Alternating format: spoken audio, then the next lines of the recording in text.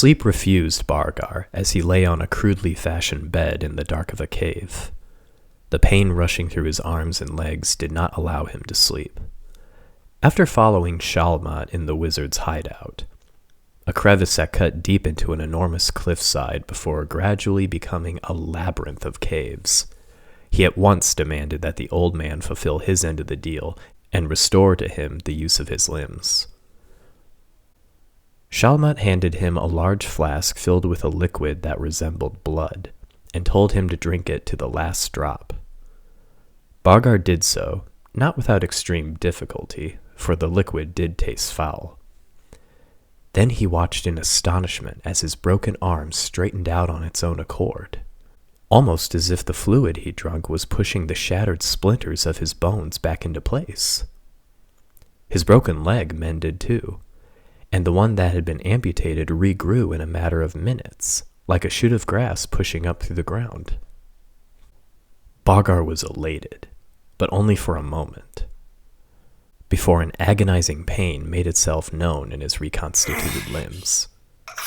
At first he thought it was only a side effect of the potion he drunk, but after waiting and waiting, without any sign of the pain going away, he knew this would be permanent. He cursed wildly and looked around for Shalmat, meaning to kill him at once, but the old man was nowhere to be found. Since then, it had been 2 days, but the pain continued unabated, and Bargar wished he'd never accepted the wizard's bargain.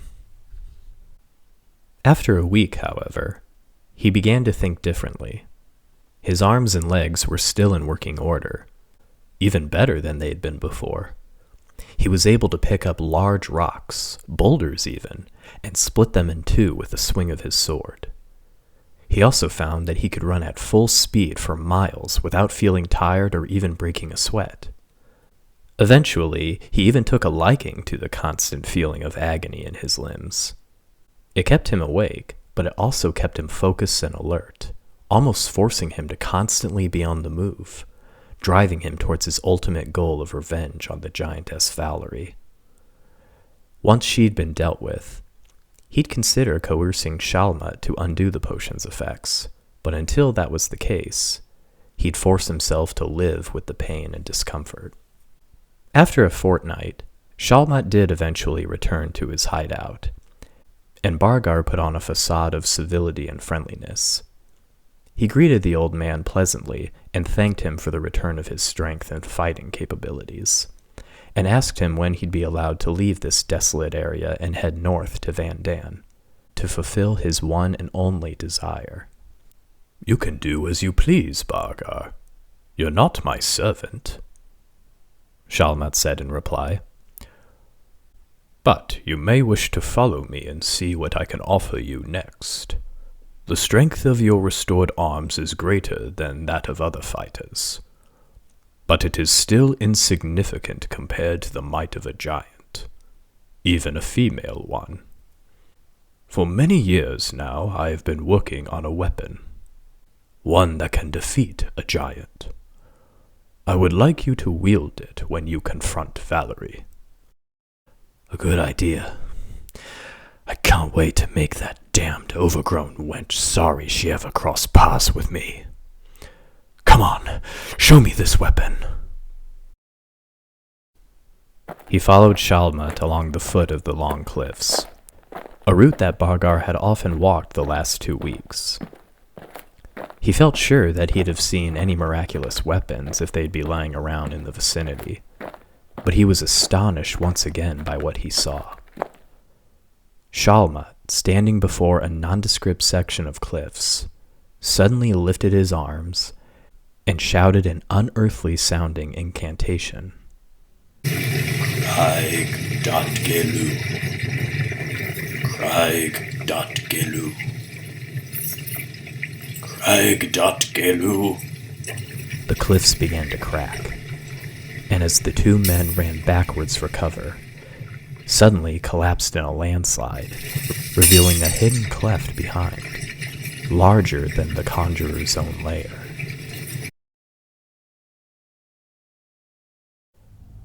And inside, Lying on the ground and almost filling the floor of the cleft was a gargantuan suit of armor. Next to it lay a colossal sword, as long as a tree was tall. A relic of days long past, Shalmat explained to the former bandit, who stood and stared open-mouthed at the extraordinary object lying before him. I found it where it lies, the bones of its former master still inside. It took me many, many years to clean it, place my enchantments on it, and hide it away as you just saw. It's huge. Bloody huge, Bargar stammered. As big as that stupid girl Valerie, or even bigger. But how exactly is it supposed to help me? Us, I mean. We don't have a giant who could wear it into battle. Or do you have some kind of spell up your sleeve that'll turn me into one? No. Such magic is beyond even me, Shalmat said, smirking slightly. But, as I've said, there are many enchantments which are known to me, and I've perfected them over many decades of study. The mystical arts are more varied and effective than your unsophisticated mind can comprehend, Bargar. Let me show you what I mean. They walked around the other side of the armor, Bargar ignoring the insult lobbied at him. The cuirass was attached to a rudimentary collar, but there was no helmet attached to this, as would have been expected. Instead, the steel collar was topped by a small platform, also made of steel, but inscribed with rows and rows of arcane symbols. Shalmat pointed at this curious feature. Whoever stands there can command the armor, as surely as if he were wearing it himself. If I pronounce the words of the spell written out in those symbols, then whoever stands on them becomes one with the suit. You're not joking, Bargar exclaimed. Well, what are you waiting for then?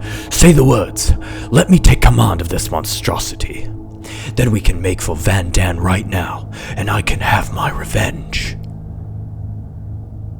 If that is what you wish, very well. Since there's no reason to delay, go ahead and mount the platform, and prepare to become the mightiest warrior since the days when giants were still a threat to be feared. Not as feared as I will be, old man.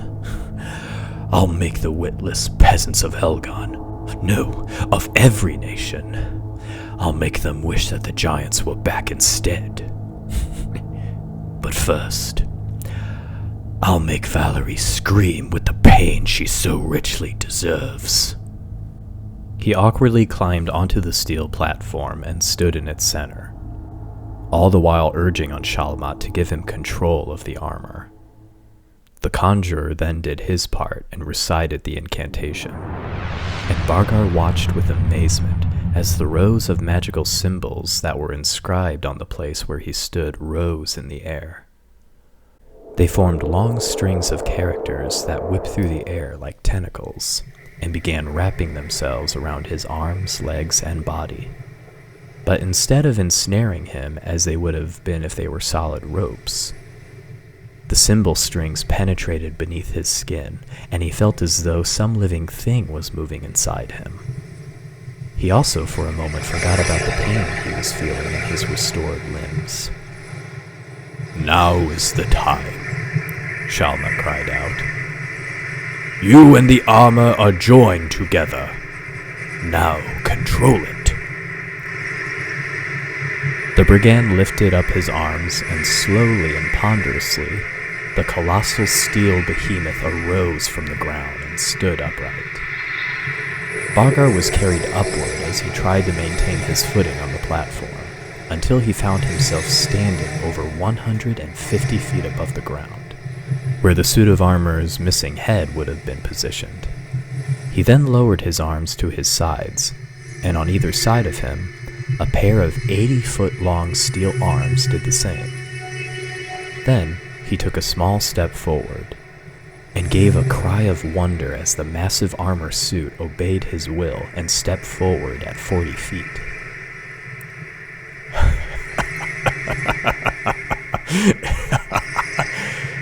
Incredible!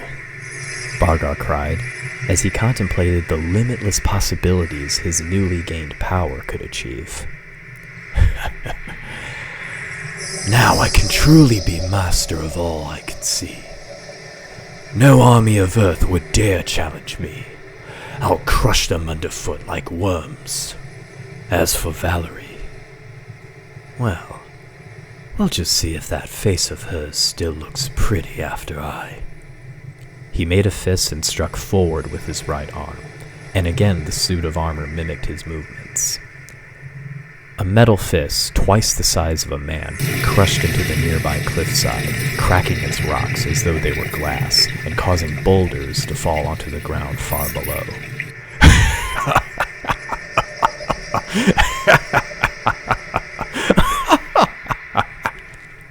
Bargar laughed loudly and was about to do it again, when a booming voice called up from him from somewhere near his armor's boots. Careful, Bargar. Do not let this newfound strength make you take leave of your senses, Shalmat warned him, using a magical technique to make his voice heard over the din Bargar was causing. Remember, you still need me. If I were to die, so would my magic. And the steel giant that you now control would return to nothing more than a large heap of metal. Also, don't forget our arrangement. You can have the giant girl and do with her as you please. But to me belong all the knowledge and treasures that are locked away in her castle's vaults. Bargar took 2 steps back and bent forward, in order to see the old wizard on the ground beneath him. He placed his hands on his hips and stamped his foot on the ground. But if he had hoped to intimidate Shalmat, he was disappointed. Yes, very well, he agreed. A deal's a deal, right? So when do you want to leave, old man? I'm ready now. Every second that Valerie still lives is 1 second too many for me. Do you wish to leave for Vandan at once? All right. And I suppose there's no stopping you. But you'll have to carry me along too, or else I won't be able to keep up with you. Bargar didn't argue. He stooped down and lowered his left hand, until the left gauntlet of armor slammed into the ground. He watched as Shalmat climbed into the open palm of the gauntlet, while also picking up the giant-sized sword with his right hand. The oversized weapon must have weighed at least 40 tons, but when he lifted it, it only felt as though he was lifting a couple of pounds with his physical arm. He couldn't wait to test it out in battle. But would it really be proper to call it a battle, he thought, when he swung his sword into whole neighborhoods of houses, or against the towers of castles in Alban or other cities? He would be an unstoppable force, and he didn't plan on letting anyone or anything stand in his way of gaining ultimate power. The only thing that irked him was the presence of Shalmat. He wondered if the wizard was telling him the truth or not, when he said that his magic would fail if he were to die. He didn't like the idea of having to share his brand new might with anyone but himself, or of being dependent on someone else in order to hold on to this power. Perhaps, in due time, he'd find a way to get rid of Shalmat and his hold over him somehow. Perhaps once he's taken care of Valerie, and amass a large enough army for him not to need the giant armor anymore. But being his own master again would have to wait. There was someone else who had it coming first, and Bargar couldn't wait to see the look on Valerie's face when she sees the man whom she treated with such disrespect return and claim his revenge.